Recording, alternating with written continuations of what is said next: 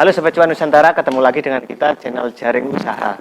Channel yang akan membahas seputar bisnis, usaha, manajemen hingga investasi.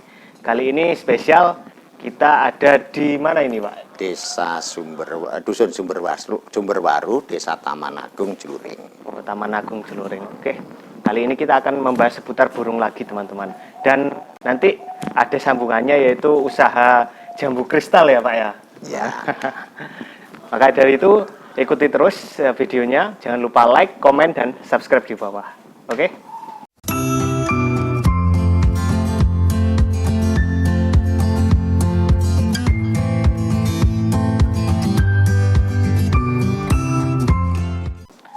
Namanya siapa dan alamatnya di mana ini? Nama saya Hadi Siswoyo, alamatnya Dusun Sumberwaru, Desa Taman Agung, kecamatannya Celuring. Celuring. Ya. Oke. Ini kita bahas satu dulu ya, teman-teman. Satu usaha dulu yaitu burung ini. Ternak burung. Ternak burung. Ya. Dari tahun berapa ini, Pak? Ternak burung perkutut ini, Pak? Sebenarnya kalau untuk ternak masih kurang lebih di 3 tahunan. Ikutlah ada lomba, pura-pura ikut. Poinnya pura-pura ikut. Nah, ternyata di situ kok menarik. Menariknya apa? Acara penilaian dan sebagainya semua saya nggak tahu. Bahkan burung yang saya bawa pertama itu burung betina. Disitulah tertariknya saya, kenapa saya harus berusaha untuk ikut ke sana mempelajari, dan alhamdulillah belakangan ini ya walaupun belum tingkatnya lebih, untuk lokalan pernah saya itu bawa hasil ternak saya itu 4, yang 3-3-nya pulang minimal bawa kertas. Orang sekarang kan ya andalannya kertas kan? Ya. Nah, ini yang menarik. Kertasnya itu berupa piagam atau cuan? Itu hanya sebuah piagam, tapi bagi saya pada waktu itu memang bernilai luar biasa. Ya. Karena saya pemula dengan dasar burung materi, buat materi itu hanya sekedar barang sampah ibaratnya, buangan dari orang-orang. Ya alhamdulillah dengan seringnya saya bergaul, seringnya saya komunikasi, timbullah saya pernah mendapatkan kertas itu tadi. Ya alhamdulillah akhirnya saya bisa kok laku gitu loh. Makanya bikin semangat untuk apa ya? Untuk saya berternak dengan serius. Walaupun dalam kalimat serius itu saya sendiri kurang banyak ilmu, masih terus tetap belajar. Pak, tetapi tadi kan mendapatkan sebuah kertas ya. Iya, iya. Tapi ternyata kertas tadi juga mengangkat nilai dari burung itu sendiri. Ya? Sebenar-benarnya itulah yang saya acu pada awal-awalnya. Dan setelah saya pelajari, memang kertas itu dianggap banyak orang sebagai senjata tajam untuk tingkatan burungnya. Itu menaikkan harga itu juga. Harga, yes, jelas semacam itu. Ya memang inilah kejadiannya yang sebenarnya semacam itu. Tapi untuk para pemirsa mohon maaf, jangan apa ya kecil hati. Saya sendiri secara pribadi, burung saya sebagai burung-burung materi saya dulunya hanya burung-burung biasa. Karena ulet, telaten, kita sering bergaul, kita sering konsultasi, akhirnya belajar untuk mengetahui burung manalah yang pantas dan layak untuk kita tampilkan, kan macam itu. Ini yang perlu dicontoh ini kan semangat belajarnya. Ya sebenarnya tadinya juga nggak kayak gitu, karena ada nilai tukarnya, akhirnya semangat. Gitu. Itu poinnya di situ yang menarik. Oke. Ini yang ada di sini itu ada berapa jumlahnya burung? Wah ini. Kalau jumlah kombong itu yang belakang ini 18. 18 ya. Alhamdulillah ini yang produktif nggak kurang dari 10. Yang lainnya masih kita saling tukar. Dalam artian kita menjodohkan itu masih pilah dan pilih. Mana yang cocok, nanti kalau memang ada yang cocok kita tetapkan, kalau belum cocok ya nanti kita bongkar lagi. Jadi kesulitannya memang di situ, ketelatenan yang perlu kita gunakan ya di situ, itu yang kita pelajari. Karena apa? Tiap kali penjodohan pun belum tentu hasilnya kan semacam itu. Ya alhamdulillah punyaan saya itu ya adalah walaupun tidak menyeluruh semacam itu. Menyerempet agak ke kontes ini Pak Ya. Kan tadi Bapak sudah bilang bahwa burung 4 yang 3 udah tembus. Nah, walaupun levelnya masih tingkat desa, ibaratnya semacam itu. Tingkat pemula kan ya juga suatu kebanggaan. Kebanggaan tersendiri memang bagi saya. Itu apabila ingin kontes, itu ada nggak rahasia perawatannya Pak? Kalau rahasia perawatan untuk secara mendadak nggak bisa saya kira. Dan itu hanyalah kebiasaan yang kita lakukan kepada si burung. Bagaimana burung itu mengenal wilayah. Ternyata burung saya itu banyak yang bunyi di rumah, kalau dibawa keluar pun akan malu. Akan enggan berbunyi karena mungkin suasana situasi yang nggak sama pada waktu di rumah. Macam gitu itu. Ya. Jadi makanya perlu dilatih, perlu juga untuk dibawa kemana-mana, ibaratnya apa ya, untuk menguasai medan lah, ibaratnya semacam itu. Biar gak kaget gitu Biar lah. gak kaget. Jadi kayak manusia ya Pak ya. Saya kira sama, siapapun semacam itu. Pun saya semacam ini, mohon maaf ini nggak perlu diedit pun nggak masalah. Juga grogi loh ngomong. Karena biasanya ngobrol biasa, kok ini ada kamera yang merekam dan tahu akan dipublikasikan, itu agak grogi.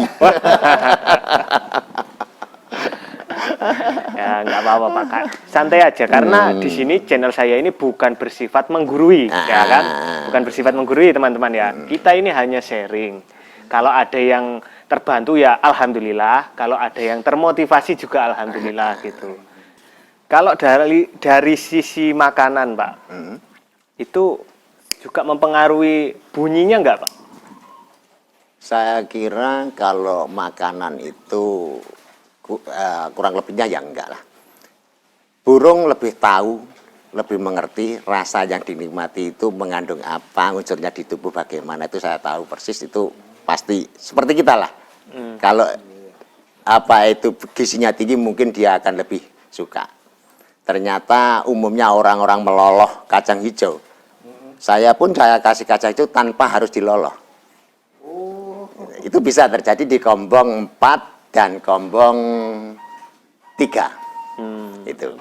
Karena pernah secara nggak sadar, nggak nganu itu ketelatan makan, di situ pun dihabiskan. Setelah itu tak kasih kacang hijau kok langsung dimakan gitu loh. Itu unsur keterpaksaan. Bahkan sekarang pun saya nggak perlu megang untuk ngeloloh itu gitu loh. Gitu. Dan anak-anaknya pun juga akhirnya ngikut juga. Semua tergantung keterbiasaan itu tadi gitu loh. Kalau ingin dibawa kontes ini Pak ya, itu biasanya dari rumah itu dilatih dulu atau bagaimana Pak? Ya itu latihannya seperti kita melakukan ikut serta dalam kelompok arisan, atau kadang-kadang kita hanya kunjung ke teman saya bawa, itu hanya sekedar untuk melatih. Di rumah pun ya seperti kandang ini bisa saya bawa keluar masuk dengan saya itu bawa kayak troli geledek gitu Mas ya, macam itu biar mereka gak takut. Itu terbiasa tuh. Akhirnya membiasakan supaya cepat menyesuaikan diri. ya benar semacam itu ya, macam itu. Asalkan nggak terkejut, burung ini alhamdulillah santai gitu. Kalau terkejut siapapun dia akan macam itu. Biasanya proses penyesuaian diri burung itu sampai bisa nggak malu lagi itu. Karakter kadang-kadang yang memang sulit itu ada yang mudah itu ada. Nah, seperti punyaan saya ini saya kelompokkan. Tadinya saya hanya masih mengisi beberapa ekor itu sulit. Setelah ada yang lama di situ sudah terbiasa, yang baru saya masukkan pun dia tetap diam mengikuti yang lain. Ada 1-2 ekor yang gelabakan, nah itu akhirnya juga diikut diam gitu. Karena ada yang diam, nggak semuanya terbang gitu loh. Maksudnya nggak bisa nggak gelabakan gitu, nggak ketakutan nggak. Jadi mungkin ya juga karena ada temennya, akhirnya dia ikut rileks lah. Temennya nggak terbang, kok saya terbang sendiri capek akhirnya berhenti juga akhirnya. Itu yang terjadi macam itu. Burung juga punya hati nurani. Fakta yang terjadi memang semacam itu, Pak. Semacam itu ya. Iya, kadang kalau kita sering berkomunikasi, interaksi sama burung pun kita ceteki gitu pun juga akan ngerespon. Dipanggil nama pun kalau memang itu terbiasa akan ngerespon. Nggak beda. Namanya sendiri-sendiri sendiri itu, Pak? Seharusnya, tapi ini terlalu banyak, saya nggak sempat memberikan nama. Pengecualian kalau yang sudah mendapatkan itu tadi kertas. Oh ya, Perlakuannya berbeda karena nilainya sudah berbeda gitu. Banyak semacam itu. Nah, di kandang ini yang sudah mendapatkan kertas itu ada berapa, Pak? Dari produk saya sendiri ini yang sudah mendapatkan kertas insya Allah sudah ada 6 ekor. 6 ekor. Ya, yang selebihnya adik-adiknya itu ya terbeli dengan nilai yang tidak kalah. Mungkin pada waktu itu mereka melihat itu, oh adiknya si ini. Ini turunannya si ini. Atau memang mereka kan datang juga, ada yang datang menyeleksi. Mungkin telinganya lebih tajam daripada saya memberi nilai tukar itu kok juga lebih. Gitu. Oh gitu. Karena saya sendiri kan masih awam, sebenarnya saya awam. Dan saya itu taunya burung bagus setelah saya ikut lombakan. Karena saya berpatokan, juri lebih teliti daripada telinga saya. Ya, ya. Itu. Kalau soal materi mohon maaf, ini yang jadi kunci kalau kita mau memberdayakan, mengajak kaum-kaum pinggiran untuk bangkit. Jangan mempertanyakan masalah terah dari mana. Oh, begitu. Itu prinsip saya pribadi. Saya dulu beli, saya katakan rongsokan, semacam itu. Ya alhamdulillah karena telaten, kita mengolah, mengotak-atik, menggabungkan, menjodohkan dengan gonta-ganti pasangan. Kalau memang belum jodoh, belum ada hasilnya, maksudnya jodoh hasilnya, itu kita tukar. Alhamdulillah akhirnya juga timbullah burung yang lumayan baik, semacam itu. Nah, kalau berbicara prospek bisnis ini, Pak, Ya. kira-kira dari usaha budidaya burung perkutut ini, ibarat katakanlah orang makan itu menjanjikan nggak, Pak? Yang saya alami menjanjikan. Karena apa? Yaitu tadi, kita tidak berhayal dengan bibitan yang luar biasa, indukan yang luar biasa. Terus akhirnya kita berpacu harus menjual dengan nilai yang luar biasa. Nah itu. Karena kita biasanya ya mohon maaf, bermodal besar harus cepat kembali besar. Tidak bagi saya. Itu. Burung dengan ukuran badan sekejar itu dinilai 200 rupiah, 200 ribu rupiah itu bagi saya sudah luar biasa daripada seekor ayam yang segini besarnya. Nah itu loh. Poin yang utama saya pakai semacam itu. Semacam itu, gitu. Ya alhamdulillah nominal yang pernah saya alami sudah saya katakan semacam itu ternyata jauh daripada seekor ayam bahkan satu gombong ayam. Itu. Mungkin tips bagi teman-teman, Pak. Ini ada yang lihat channel saya itu juga banyak pengusaha pemula, ini, kaum-kaum milenial lah. Ya. Jika ingin mungkin tertarik dengan usaha budidaya perkutut itu, langkah pertama-tama untuk memulainya itu gimana, Pak? Saya kira perlu belajar. Jangan beli dulu. Oh, yang pertama belajar dulu. Mainlah di tempat di mana Anda punya relasi teman atau mendengarkan di mana ada burung, datangilah. Nggak perlu malu-malu. Jangan kayak saya. Langsung ke kontes bawa burung betina. Bonek gitu. Memang benar-benar nekat. Saya akui memang benar-benar nekat saya. Tujuannya karena ingin belajar, mau mencari guru, belum ada kenalan pada waktu itu. Akhirnya waktu itu ketemunya ya di kontes itu, Pak? Iya, di kontes. Akhirnya saling mengenal, saya datangi, belajar. Akhirnya diajak ke ikut arisan. Disitulah saya mengikuti tren-tren sekarang walaupun nggak bisa mengejar mereka. Dalam artian karena mereka selalu membeli dengan nominal tinggi, dengan burung yang sudah kelas. Fakta yang terjadi di lapangan semacam itu dan mereka selalu mengandalkan dengan ring-ring dan kitir. Itu yang mereka, bagi pemula seperti saya nggak mungkin untuk mengikuti itu. Dan saya dengarkan mereka pun banyak yang, maksudnya banyak yang terjungkal dengan hal itu.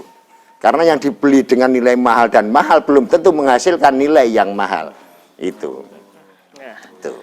Itu teman-teman. Jadi yang nomor satu, yang utama ini, belajari dulu ya Pak ya. Belum-belumnya itu seperti apa ya. Lalu yang kedua itu apa Pak? Motivasi kita hanyalah tekun. Mempelajari itu dengan tekun, berusaha untuk bisa mengenali burung atau tren sekarang, tapi jangan terpengaruh dengan apa itu suara yang menyatakan burung ini bagus. Yang menyatakan kalau burungnya boleh bagus macam itu. Nah, kadang bagusnya burung itu kalau sudah bersuara, kalau nggak bersuara senilai apapun nggak akan dinilai sama juri. Bagaimana burung Anda bisa bersuara waktu kita lomba kalau dilombakan loh ya. Poinnya semacam itu. Oke. Nah, setelah belajar lalu kedua tekun, lalu yang ketiga mungkin sudah beli burungnya, Pak? Silahkan cari burung yang kamu prediksi dengan berbagai cerita yang ada yang kamu dapatkan. Yang mana yang kira-kira kantong kamu mampu dan tidak memberatkan keluargamu. Jangan memaksakan diri. Jangan memaksakan diri, cuman satu kuncinya, apa yang ada nikmati, olah, kembangkan. Gitu. Saya yakin dari burung yang biasa akan menjadi yang luar biasa, tapi memang dengan tingkat kesulitan yang luar biasa. Fakta yang terjadi, burung istimewa pun tingkat kesulitannya sama-sama luar biasa. Terima kasih atas motivasi dan edukasinya, sharingnya. Jadi seperti itu, sobat. Apabila dirasa bermanfaat, silakan komen di bawah, like dan subscribe di channel kita Jaring Usaha. Mungkin bisa membantu bagi kaum muda, kaum milenial yang ingin belajar berusaha atau ingin menekuni di dunia perburungan ya Pak ya. Iya. Perkutut khususnya. Terima kasih, salam pengusaha, salam cuan.